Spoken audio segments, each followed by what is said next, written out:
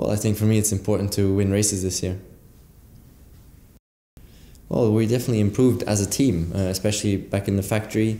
I think people are working more efficiently. It's been reorganized a little bit, so we're just on the right path. And it's step-by-step process to improve the whole team. So KERS is really cool. I mean, it works well, and for us drivers it's interesting. We need to push a button on the steering wheel for certain corners, not all corners, just as we come out of the corner and when we reach full throttle, and you can really feel this boost coming when you push the button, so you need to be careful not to push it too early, because otherwise you can get a lot of rear wheel spin. And then it's also important to hold the button down for a very specific amount of time, so we get a signal then, and then we know that we need to release. But it's quite difficult because you have a lot of other things going on at the same time. Until now it's been okay. After every running we get a debrief on how well did we use KERS, and until now I'm not at 100% but very close, so it's going the right way. Yeah, so the possibility of putting down the rear wing on the straights is definitely something very new and very strange also. And in free practice and qualifying we can use it on every straight, and it's really another very big boost. I mean, we get like 15 kilometers an hour more on the straights or something, which is a lot.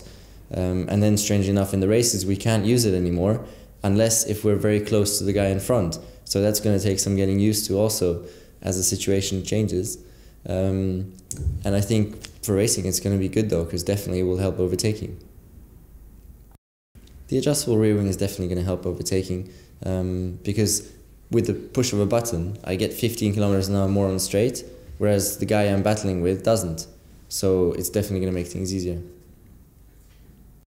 For sure, with the new Pirelli tires it's a big challenge, not only in terms of setup but also in terms of racing, because it's quite different to last year in that this year we have a lot of tire degradation, and yet in the past whenever we've had a lot of tire degradation we've seen the most exciting races. So for F1 it should be a good thing. Yeah, this year it's going to be very important to take very good care of the tires as a driver in the race, and to keep them alive as long as possible, and that could really make the difference between winning and losing. For sure, also in terms of understeer, oversteer, there's some differences, and you just have to adapt to the change, and then it's not a problem.